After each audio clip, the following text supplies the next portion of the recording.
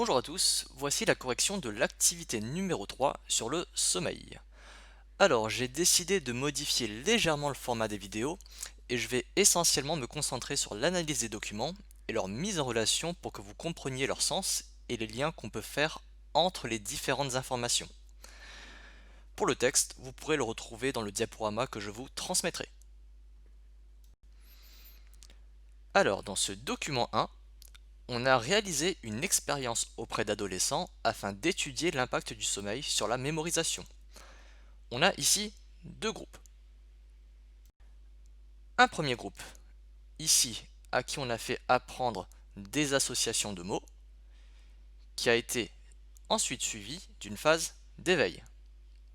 À la fin, là, on leur fait faire un test où les ados doivent restituer la liste de mots apprises.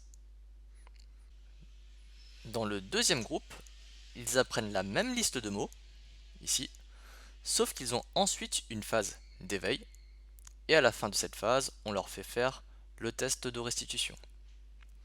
Résultat, le groupe 1 réussit à 65%, alors que le groupe 2 réussit à 81%.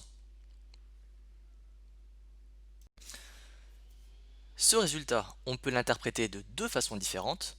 Soit le groupe 2 a mieux réussi grâce au sommeil, soit le groupe 1 a moins bien réussi parce qu'ils ont acquis d'autres informations, ils ont fait leur vie, pendant la phase d'éveil, ce qui a interféré avec ce qu'ils avaient appris juste avant. Et pour savoir quelle interprétation est la bonne, on a dû faire une deuxième expérience qui est ici. Dans cette expérience, on a ajouté une phase où les adolescents doivent apprendre une autre liste, ici matérialisée par une bande jaune, qui a pour but d'interférer avec l'apprentissage de départ en bleu. Regardons les différents groupes. Alors, le groupe 1, on a fait comme dans l'expérience précédente, avec apprentissage, phase d'éveil, plus interférence, et on fait ensuite le test. Et on se rend compte, à la fin, qu'on a 37% de réussite, alors qu'avant on était à 65%. Ce qui signifie que l'interférence, en jaune, a un impact important sur l'apprentissage des élèves. Le groupe 2, on a une phase d'apprentissage, sommeil, puis interférence. On fait le test, et ils ont alors 78% de réussite. Ce qui est très bien, mais on ne peut toujours pas être sûr à 100% que ça soit grâce au sommeil et pas à cause de ce qui s'est passé pendant la phase d'éveil. D'où le groupe numéro 3.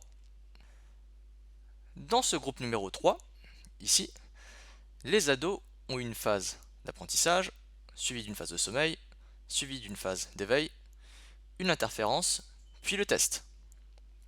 Surprise, on a 76% de réussite. Qu'est-ce que cela signifie?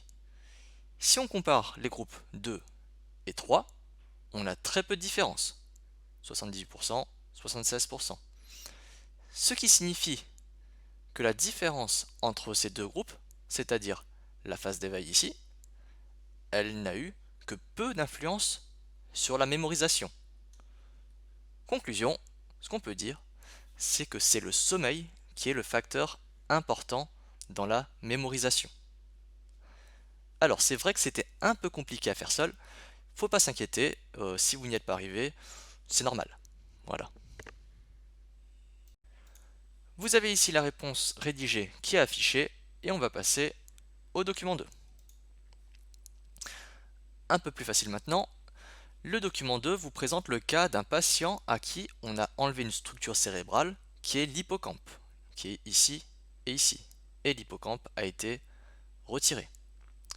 Conséquence de cela, il ne reconnaît plus les gens, il ne retrouve plus le chemin des toilettes chez lui, il relit sans cesse les mêmes magazines sans s'en souvenir. Qu'est-ce que cela suggère? Cela suggère que la structure qu'on lui a retirée, l'hippocampe, doit très certainement participer au mécanisme de mémorisation. vous avez la réponse ici qui sera dans le diapo. Document 3. Ce document vous montre l'effet d'un manque de sommeil sur le cerveau et vous avez ici deux zones en bleu où l'activité cérébrale est plus faible chez les personnes qui ont manqué de sommeil. Et c'est là qu'il faut faire le lien avec le document précédent, le document 2. On se rend compte que ces deux zones bleues correspondent en fait à l'hippocampe qu'on a vu juste avant. Et si on remet tout ensemble, si on refait toute l'histoire, on peut suggérer que vous mémorisez moins bien lorsque vous manquez de sommeil parce que l'activité cérébrale est diminuée au niveau de l'hippocampe, qui est un organe important dans la mémorisation, c'est ce qu'on a vu juste avant. Donc les réponses, passons. Document 4. Alors, le document 4 n'était pas compliqué. On se rend compte que lorsqu'on ne dort pas assez, le temps de réaction est allongé. 9 heures de sommeil ici, vous avez un temps de réaction court, 1500 millisecondes, et lorsque vous avez 4 heures de sommeil, vous passez à près de 1900 millisecondes de temps de réaction. Voilà.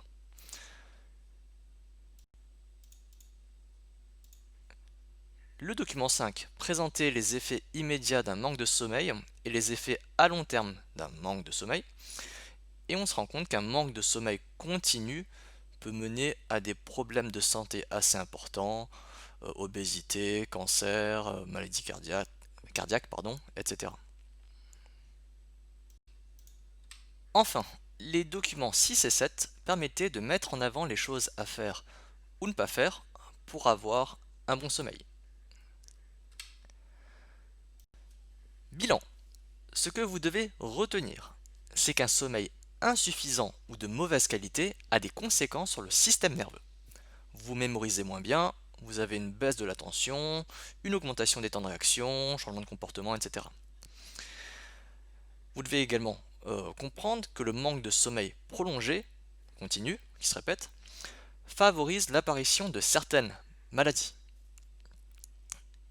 Enfin, quelques conseils pour avoir un bon sommeil, avoir une activité physique, se coucher à heure régulière ou encore éviter les écrans la nuit. Voilà. Si vous avez des questions, n'hésitez surtout pas à m'envoyer un message par mail ou via le NT. Sur ce, je vous souhaite de passer une bonne journée et à bientôt.